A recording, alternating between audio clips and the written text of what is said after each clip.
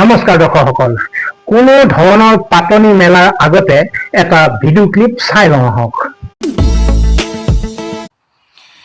কা এখন সংবিধান বিৰোধী, কা এখন গণতন্ত্ৰ বিৰোধী, কা এখন অসম বিৰোধী সাম্প্ৰদায়িক সম্পূৰ্ণৰূপে ধৰ্মভিত্তিক এখন আইন।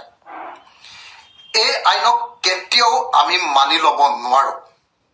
যদি কা বলবৎ হয়, সঁচাকৈ অসমত থকা 15-ৰ পৰা 20 লাখ হিন্দু বাংলাদেশী অবৈধ নাগৰিক যি এতিয়াও বসবাস কৰি আছে, সেই নাগৰিকবিলাকে লগে লগে অসমত ভাৰতবৰ্ষৰ নাগৰিকত্ব লাভ কৰিব। এফালেদি 15-ৰ পৰা 20 লাখ লোকে লগে লগে নাগৰিকত্ব লাভ কৰিব, আৰু বাংলাদেশত থকা 1,70,00,000 হিন্দু বাংলাদেশী বিদেশী নাগৰিকে ভাৰত তথা উত্তৰ পূৰ্বাঞ্চল তথা অসমলৈ অহাৰ পথ সুগম হৈ পৰিব। গতিকে 1,90,00,000 মানুহক আশংকা বহন কৰিব পৰা নাগৰিকত্ব সংশোধনী আইন আমি কেতিয়াও মানি ল'ব নোৱাৰোঁ। কোনোপধ্যে নাগৰিকত্ব আইনৰ জৰিয়তে অসমত পুনৰ এনেকৈ লাখ লাখ মানুহক জাপি দিয়া কথাটো কোনো অসমীয়াই মানি ল'ব নোৱাৰে। দৰ্শকসকল, মনত পৰিছেনে কথাবোৰ? 2019 চনৰ সেই কলা দিনবোৰৰ কথা। এনে ধৰণৰ কিছুমান মনে সজা কথা কৈ অখিল গগৈ আৰু লুৰিণজ্যোতি গগৈৰ দৰে পাবত গজা একাংশ নেতাই সমগ্ৰ অসমখনতে এক ভয়ংকৰ পৰিৱেশৰ সৃষ্টি কৰিছিল। আমাক কোৱা হৈছিল অসমলৈ লাখ লাখ কোটি কোটি হিন্দু বঙালী আহিব আৰু আমাৰ ঘৰ মাটি কাঢ়ি ল'ব, আমাৰ চাহ বাগান কাঢ়ি ল'ব, অসমীয়া ভাষা সংস্কৃতি চিৰদিনৰ বাবে শেষ হৈ যাব। কিন্তু চলিত অসম বিধানসভাৰ মজিয়াত চৰকাৰে যি চৰকাৰী তথ্য দাঙি ধৰিলে, সি সমগ্ৰ বিৰোধীৰ মিছা প্ৰচাৰৰ মুখাখন 1 ছেকেণ্ডতে খহাই পেলালে।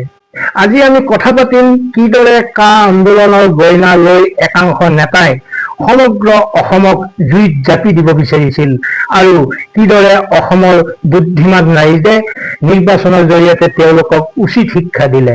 পাৰিলে ভিডিঅ'টো শেষলৈকে চাবলৈ যত্ন কৰিব আৰু শেষত মনৰ সমস্ত ক্ষোভ ঢালি কমেণ্ট এটা কৰিবলৈ নাপাহৰিব। প্ৰথমে আহোঁ আটাইতকৈ ডাঙৰ সত্যটোলৈ। অসম বিধানসভাৰ শেহতীয়া বাজেট অধিৱেশনত অসম গণ পৰিষদৰ বিধায়িকা দীপ্তিময়ী চৌধুৰীৰ এক প্ৰশ্নৰ লিখিত উত্তৰত স্বয়ং মুখ্যমন্ত্ৰী ডক্টৰ হিমন্ত বিশ্ব শৰ্মাই এটা চমকপ্ৰদ তথ্য আগবঢ়াইছে। যিখন আইনক লৈ সমগ্ৰ অসমত জুই জ্বলিল, সেই কা আইনৰ জৰিয়তে অসমত বৰ্তমানলৈকে মাত্ৰ 70 জন লোকেহে নাগৰিকত্বৰ বাবে আবেদন কৰিছে। হয়, আপুনি ঠিকেই শুনিছে, মাত্ৰ 70 জন। আৰু তাৰ ভিতৰতো এতিয়ালৈকে সকলো চৰ্ত পূৰণ কৰি মাত্ৰ 6 জন লোককহে ভাৰতীয় নাগৰিকত্ব প্ৰদান কৰা হৈছে। তেনেহলে কলৈ গ'ল সেই লাখ লাখ কোটি কোটি বিদেশীৰ সংখ্যা, যাৰ ভয় দেখুৱাই অসমৰ ডেকা ল'ৰাক ৰাজপথলৈ নমাই অনা হৈছিল?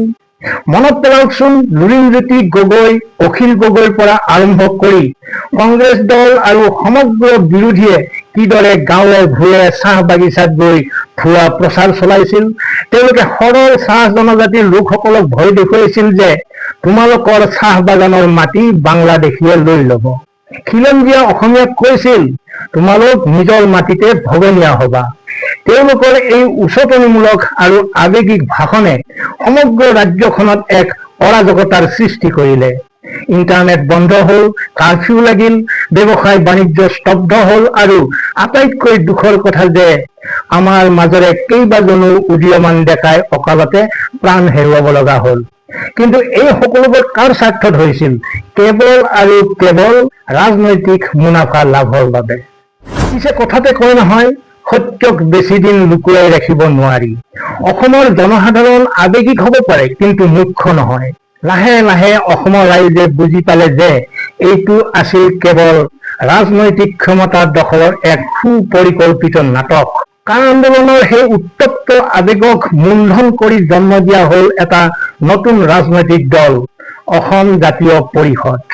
লুৰিণজ্যোতি গগৈয়ে ছাত্ৰ ৰাজনীতি এৰি মচনদ দখলৰ আশাত দলৰ সভাপতি হ'ল। তেওঁলোকে ভাবিছিল কাৰ আৱেগ জীয়াই ৰাখি তেওঁলোকে বিধানসভাত বহিবগৈ। কিন্তু ফলাফল কি হল? 2021 চনৰ নিৰ্বাচনৰ পিছত শেহতীয়া 2026 চনৰ বিধানসভা নিৰ্বাচনলৈকে অসমৰ ৰাইজে এই তথাকথিত জাতীয়তাবাদী নেতাসকলক সম্পূৰ্ণৰূপে প্ৰত্যাখ্যান কৰিলে। নিৰ্বাচনত কংগ্ৰেছৰ সৈতে মিত্ৰতা কৰি আজিলৈকে অসম জাতীয় পৰিষদে অসম বিধানসভাত এটাও আসন লাভ কৰিবলৈ সক্ষম নহল। আনকি স্বয়ং লুৰিণজ্যোতি গগৈয়েও বাৰে বাৰে নিৰ্বাচনত পৰাজয়ৰ সোৱাদ ল'বলগীয়া হল।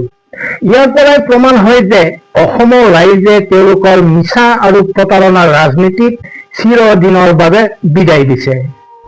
দৰ্শকসকল, বিধানসভাৰ এই চৰকাৰী তথ্যই স্পষ্ট কৰি দিলে যে অসমত কাৰ নামত যি ভয়ৰ পৰিৱেশ সৃষ্টি কৰা হৈছিল সেয়া আছিল সম্পূৰ্ণ ভিত্তিহীন আৰু ভুৱা। অসম চুক্তিৰ আধাৰত চিনাক্ত হোৱা 1,72,000তকৈ অধিক বিদেশীৰ বিপৰীতে কাৰ জৰিয়তে নাগৰিকত্ব পোৱা মানুহৰ সংখ্যা মাত্ৰ 6 জন।